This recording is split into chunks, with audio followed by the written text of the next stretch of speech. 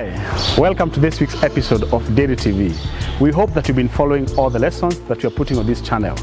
Before we continue, remember to subscribe to this channel. Today, we are going to be looking at how cows speak. Did you know that cows actually speak? Can I say that cows sometimes speak louder and more clearer than some people? It's interesting, but it is true. We shall be looking at how then do cows speak, and all farmers should be able to understand when cows are speaking to them, what cows want, so that you can take action on what cows are telling you. We'll be looking at some of the languages that we see in the barn, and then we'll also be looking at what actions should be needed when the cows speak to you. So before I carry on, I'd like to say that the whole concept of cows' language is captured in cow signals. So I acknowledge cow signals as a concept that was developed by certain dairy experts led by Jan Holsen, and we'd like to make that acknowledgement because we are getting a lot of information from the cow signals concept and cow signals materials. So let's go straight to how cows speak. The first language, when you walk into the barn, one thing you might see is cows having a lot of leftover food.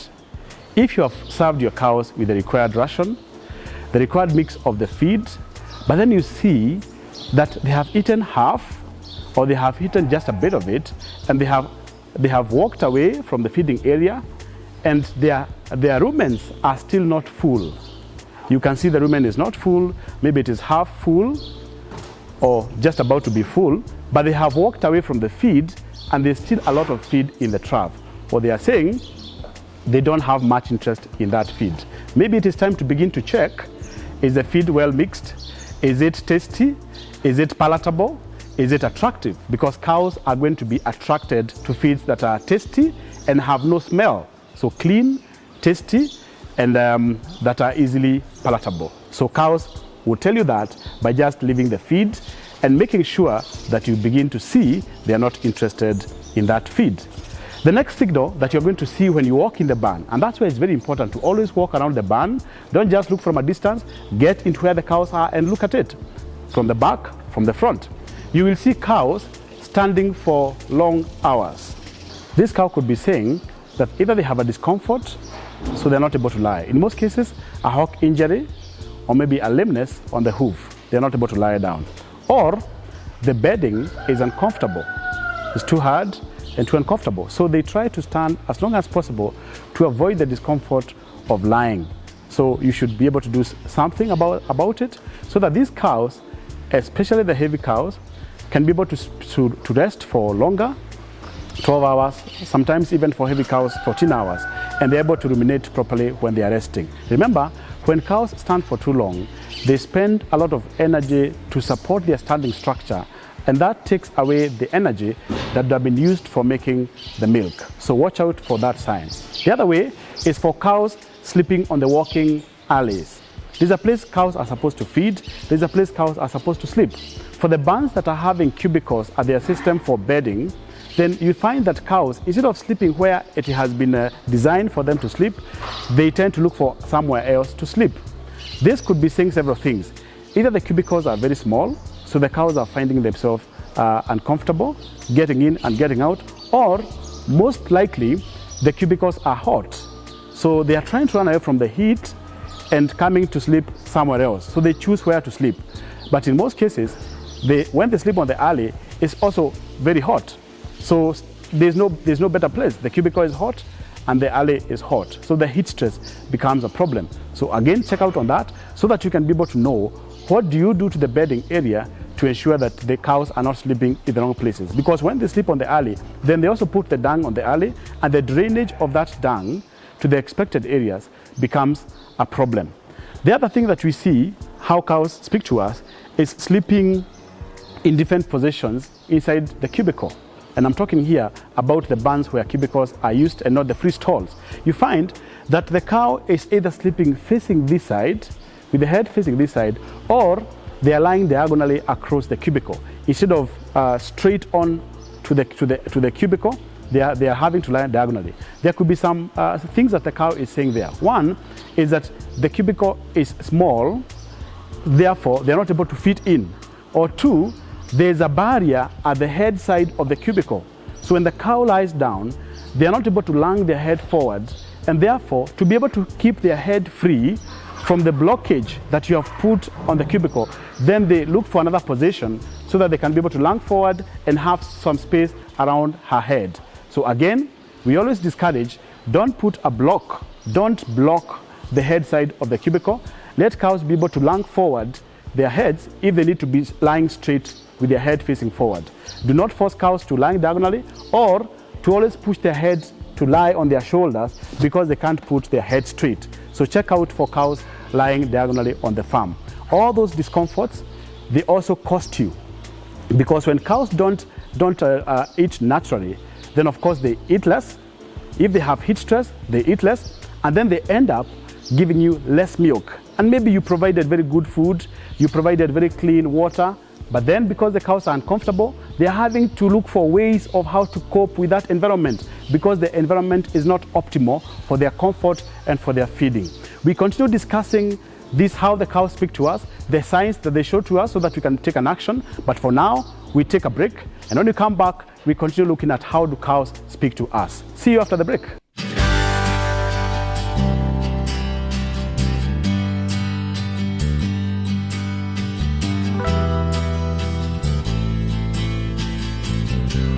For us as bio, we believe in quality first, and one of the ways we want to ensure that is by we have to maintain quality from the farm. Even before the milk arrives here, quality is maintained from the farm and throughout the transportation chain up to bio. We really do a lot of tests just to ensure that the final end product is up to the standards that are required, not just by bio, but also the KEB standard and also the KDB as what is required. We have already adopted a quality-based payment system. This is where we are encouraging farmers to give us milk that of course of high quality, and with that they are able to get more bonuses. We give the farmers bonuses based on the TPC values. Below 100,000, we give them a 2 shillings bonus. Even for butterfat and protein, we also give them bonus. One of also the other ways that we encourage these farmers to give us good quality raw milk is sometimes we cater the cost of the testing, such as the antibiotic kit. I mentioned that one of the ways that we encourage this kind of quality raw milk is that we provide with them antibiotic kits so that they can do prior testing even before they provide us with the milk. And also we do cater for the transport of the milk. We use our own trucks so that we ensure quality along the transport chain. So for me, to the dairy consumers, I think the world is now moving just from food production but to quality food production, and they should ensure that whatever they are taking as the dairy products meet the right quality. So it's very important for consumers to ensure that whatever they are taking in as dairy products meet the right quality and meet the right standards. Welcome back. Now, we are looking at how cows speak to us. Now, the next way cows speak to us is when they are feeding, when they're having their feed around the troughs. Now, you'll notice several things there. One, you may see cows trying to get their leg out of the barn into the feeding trough.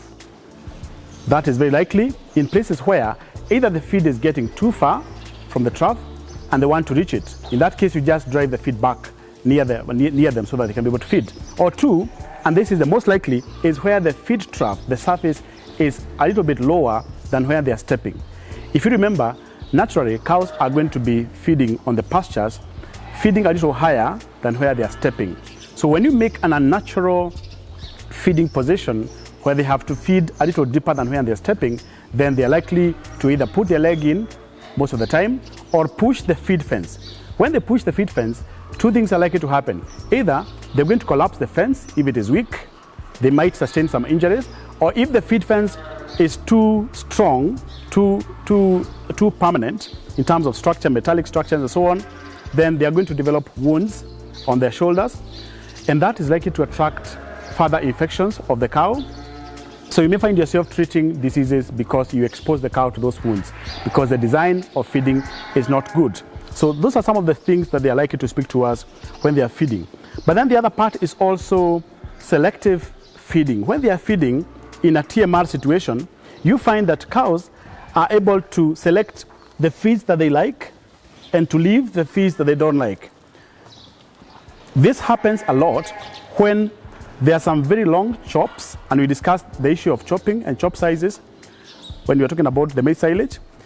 If the chops are too long and some feed is too coarse and too hard, then they're likely to go for what they like and they leave the others.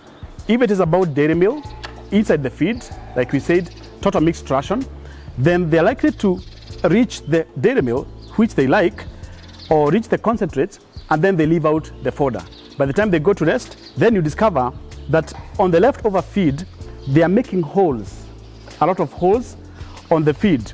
That means they are trying to reach out for some things and to leave out others. That one is called selective feeding. That then means cows are telling you some feeds are not interesting for them. They may come back to it if they are still hungry and the feed is not replaced, but most importantly, it's good to check selective feeding so that you can address the feed issue. And if it's about the positioning of the trough and where the cows are stepping, then you can address it and the cows are going to be safer. Then when they are not feeding, then there are other signs that you see. Cows standing in one place and beginning to lift their legs in turns. They lift the right leg, the other time the left leg for some time, and then down. This means that cows have been standing for long and they are tired, or they are lame. They have paining hooves, a lot of discomfort in the hooves. They are trying to balance to see whether they can be able to relieve the leg from holding their weight, and then the other leg can also hold the weight. So somehow they are struggling to stand normally because they are lame. Check the hooves of the cows.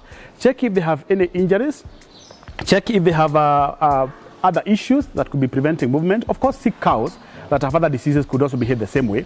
But it's very important to see cows standing and lifting the legs, and other times bringing the legs down. That is very important when you want to detect lameness. Some farms have managed to put some technologies where they're able to check the movement of the cow, and they're able to detect which cow has the least movement in the pack. Then they're able to say, maybe this cow has a problem with the hooves, and that's why the cow is not moving. Another way that cow speaks to us is how they are socializing. We have talked about cows speaking when they are feeding and when they are lying down, but they also have a life when they are socializing. Now in that case, if you see cows raising their heads when they are walking or having to turn around, it means that they are getting stressed. Now, normally or naturally, cows walk with their heads drooping, not raising, unless they are on heat. But then, if a cow faces a stranger, if a cow is having to encounter a new person in the farm and the person is walking behind them, because cows have a blind spot, they have to turn around to see that person. So they keep turning so that they are always seeing that person. And if the person is someone they are familiar with, then of course they are used to them, they may not do that. When cows raise their heads, when they're walking and they look alert and they're turning around, then probably they are getting stressed. There could be a stranger in the farm, or there could be some things they're not comfortable with in the farm. Now also, cows have also the habit of licking on each other. That might happen in normal socialization. But however, if you see that this habit is happening a lot, licking, especially if it goes to licking walls or licking surfaces, licking the bedding, or maybe it is sand that has been put as the bedding, then that also means that cows could be lacking some minerals. It is very important that the diet that you give is well mixed in so that they're not lacking anything. Otherwise, in the process of licking those surfaces, they are also likely to attract or to get some infections through germs, and therefore it's good to give the right minerals so that they don't show that kind of a sign. So that's very important also to check how cows are behaving. This is why it's actually advised that every manager or the owner, when they are walking around the farm, you don't just walk in a hurry, but you keep checking what are cows doing at any one time so that you can pick the signals. The last way in this episode is about cows sticking their heads out into the air. In most cases, looking to cool themselves off, or trying to get some air and getting themselves out of an area that is either hot, too enclosed, or too damp. If you put structures in such a way that they are dampening and there's no way of drying the areas, then cows begin to look for spaces and stick their head out or their nostrils out, try to get some air. Again, that says the environment is either too dusty or too hot or too damp. Always check out for that so that you're able to prepare your barns in a nice way and cows are comfortable without having to show such signs. Most importantly is that whenever cows show signs or speak to us, then we should act. So that if they're expressing a discomfort, then we know that we need to do something. If they are moving away from natural behavior, then you try as much as possible, even though they're in a barn, to try and bring them to the natural way of living, natural feeding, natural lying, natural walking and drinking, and all other things that they do in the barn. I have to say that there are many other ways that cows speak. In fact, for you who is at the farm, you will see more and more things. What is important is to know that cows speak to us.